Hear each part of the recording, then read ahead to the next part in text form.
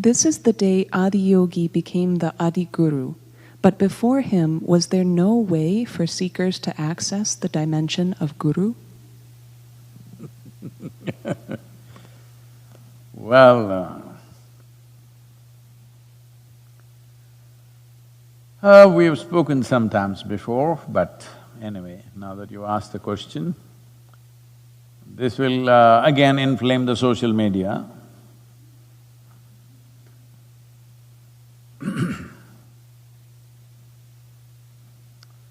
See, as per certain astronomical events,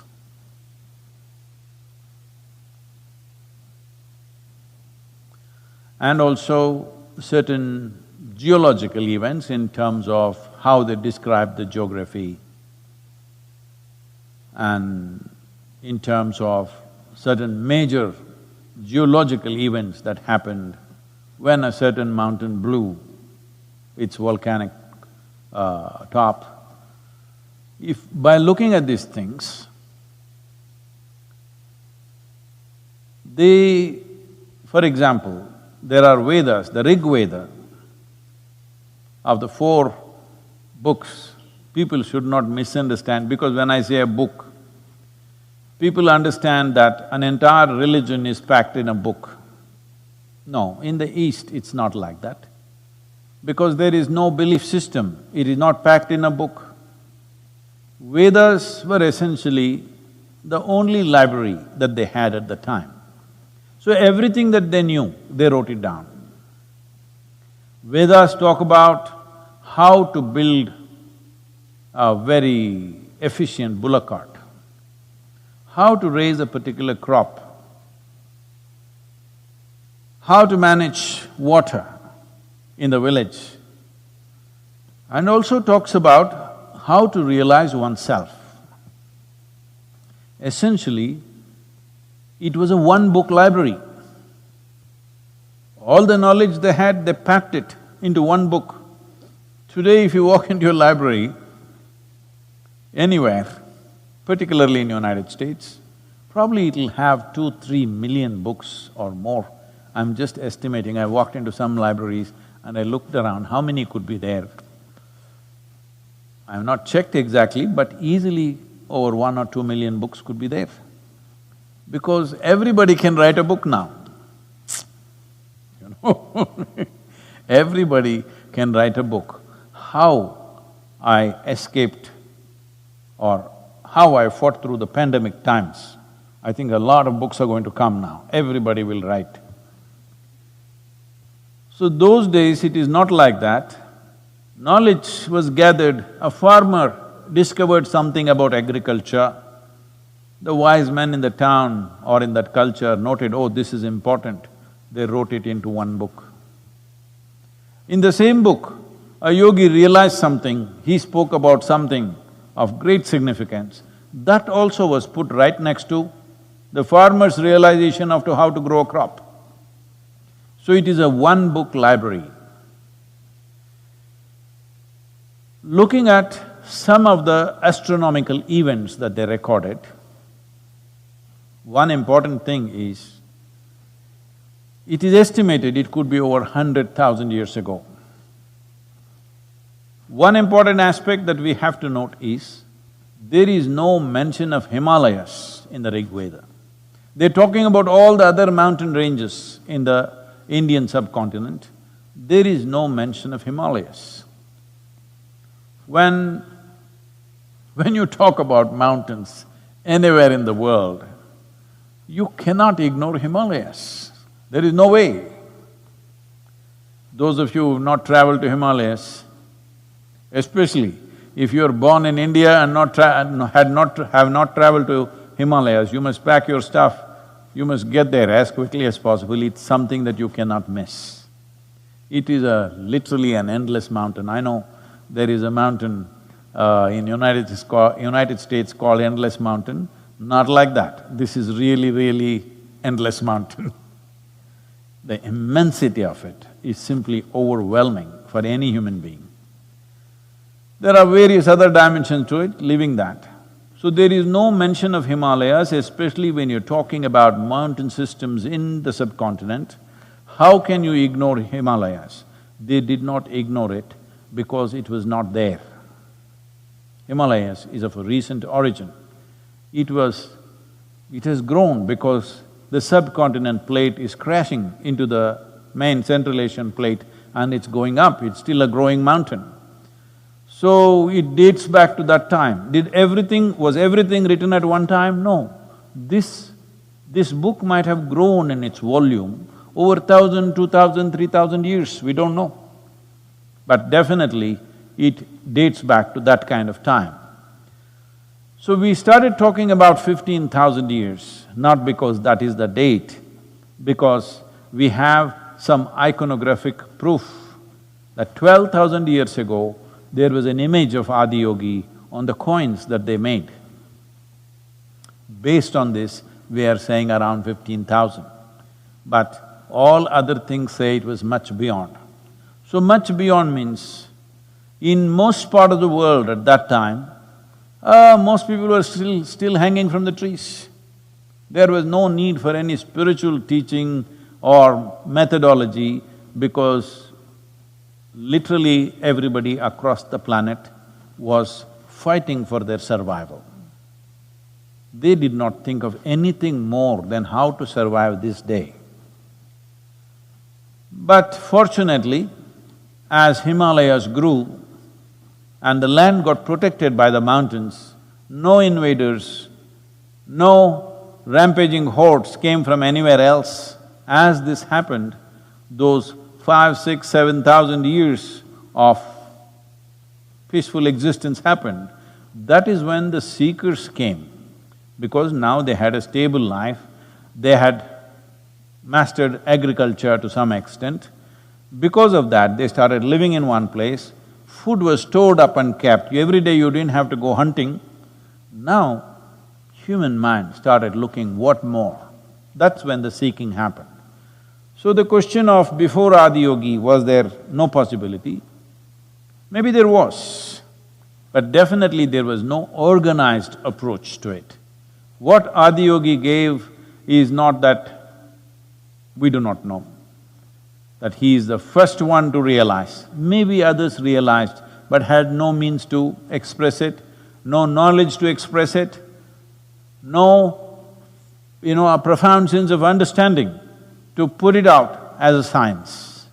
So Adiyogi opened up this possibility that every human being can enhance himself or herself if they are willing to strive. This is the most important aspect of his life. For the first time, a clear statement that you are not a fixed life. You are not a fixed life like other creatures on this planet. All other creatures are fixed between two lines, that's all their life is. The possibility of what they can be is fixed. Adiyogi came and opened this doorway to a larger world that you are not a fixed life. If you're willing to strive, there are possibilities beyond what you consider as natural limitations of life. So this possibility of evolution, conscious evolution, is the significant contribution of Adiyogi. And it is not just a statement, there is an entire method. Not one method, 112 methods for every kind of human being. Looking at the human mechanism in its entirety and exploring all possibilities of it. Does it mean to say no individual could have not realized before him? They might have, but we have not heard of them, they are not recorded, they have no teaching, they have no method that's been passed on. So, because they were not…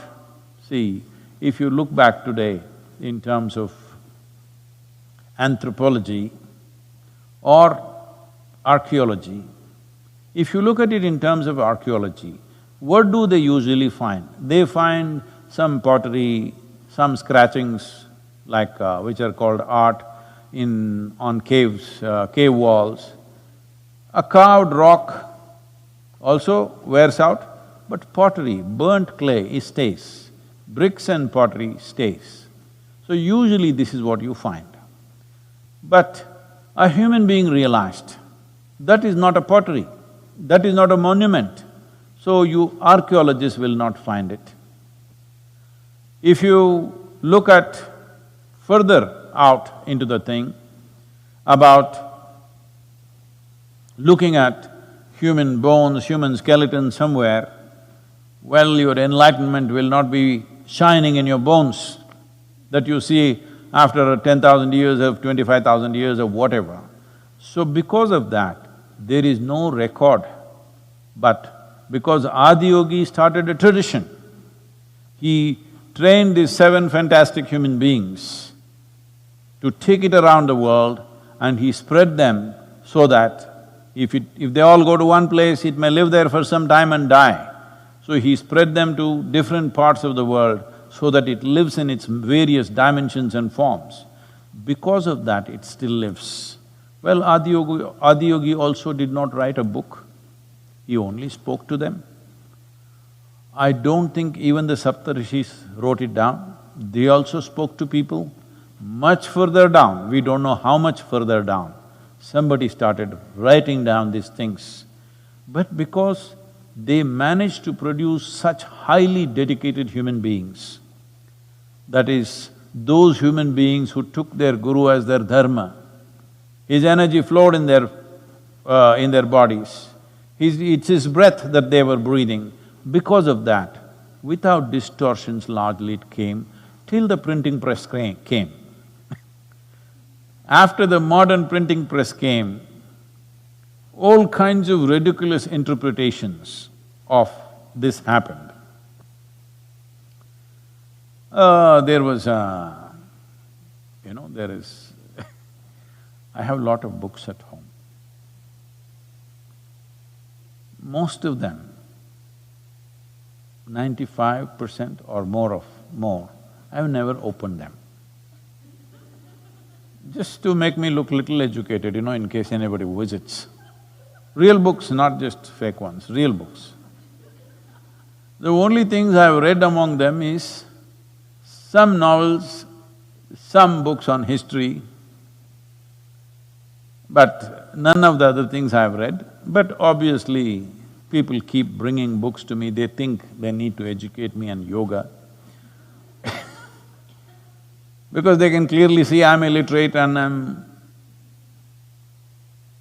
going on about yoga. So some book was given to me, excuse me.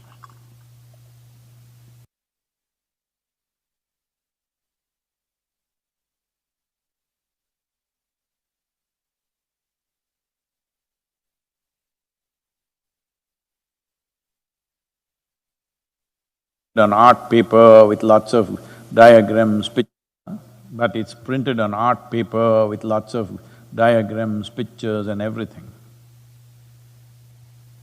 So yesterday, for some reason, I was near the bookshelf and I saw Yoga Sutras. This problem came because, our new book is titled as Karma Sutras. The publishers are having a problem because they think people will read it as Kama Sutras. I said, maybe in America only people have heard of Kama Sutras, but there is Yoga Sutras, there is Shiva Sutras, there is Brahma Sutras, there are various sutras. Sutra means it is in that kind of a form, that it is a thread that holds things together. So I'm still trying to convince the publisher, the sutra word must be there because long term this will make a difference. It's unfortunate, in United States people have heard of only Kama Sutra. So I saw this Yoga Sutra book and I picked it up and, I always open the book in some middle page. I don't start from the beginning because I can never stand those introductions. So, some page I open and, they have put the Sanskrit form of the Yoga Sutra, then the English version of it, and this author, whoever, I didn't see whether it's an Indian author or an American author, But going about explaining these Yoga Sutras in such a horribly ridiculous way, ludicrous, then I just saw one page and I said, hats off to this man's confidence. Recently, one of the quotes said, confidence and stupidity are a dangerous combination or something like this, and they often come together. So 3-4 days it's been on the Twitter, negative tweets on me. How I don't understand what is confidence and what is… 3 days there is trending tweets against me because confidence and stupidity goes together. Well, this man is a real example of confidence and stupidity going together absolutely. He read the English words, whoever translated it, he read those English words and he thought he got the Yoga Sutras. Maybe never even closed his eyes for 2 minutes in his life, but he got the Yoga Sutras. And most ludicrous explanation of what this sutra is about. Well, this is what Adiyogi meant to change because he made sure that these 7 people absolutely invested themselves in him before anything happened.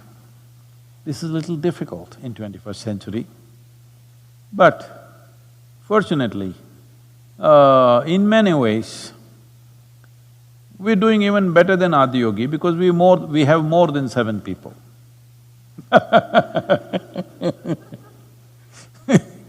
More than 7 people. And I don't know the exact number, I think it was 11 or 21. When Gautama was to attain his Mahaparinirvana, after he was poisoned, he knew he won't make it. So he couldn't sit up, so he was lying down. And he said, only those who have realized should be with me at this point. Others, because they will waste time about being concerned about, oh, he's dying and somebody will start crying and somebody will try to bring a doctor, all this. So he wanted only those who realized. I'm not sure about the number, because in some places I think they said 11, in certain other places I saw it was 21, so I'm not really sure about that. But whatever, let's say 21 people gathered. Well, you know, Jesus, the Last Supper, when he knows in some way that his life is coming to an end, only 12 people gathered and you know it is actually 11. It's a deceptive dozen. So, like this, Krishna, such a fantastic being, only one. In that sense, we're doing very well. Do I have more than 11, 12, 21? Yes, I think. This is because one thing is, all those great beings, the contributions that they made, and the cultures that they created. Well, some people became fan clubs, fighting against each other, Shiva fan club fighting against Krishna fan club, or rather Krishna fan clubs fighting against Shiva fan clubs, Rama fan clubs fighting against Krishna fan clubs.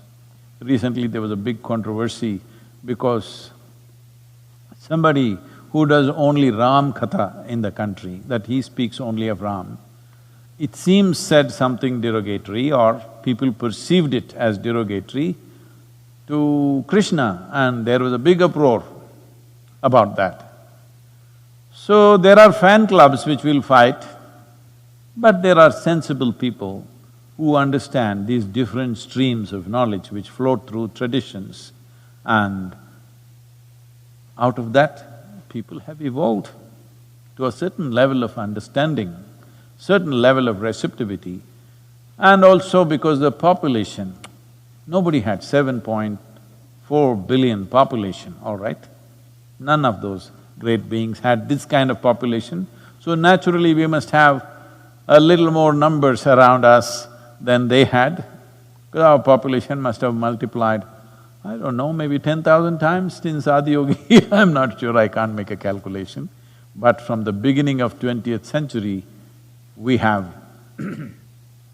gone up what, from 1.6 billion to 7.6 billion or 7.5 billion, whatever it is.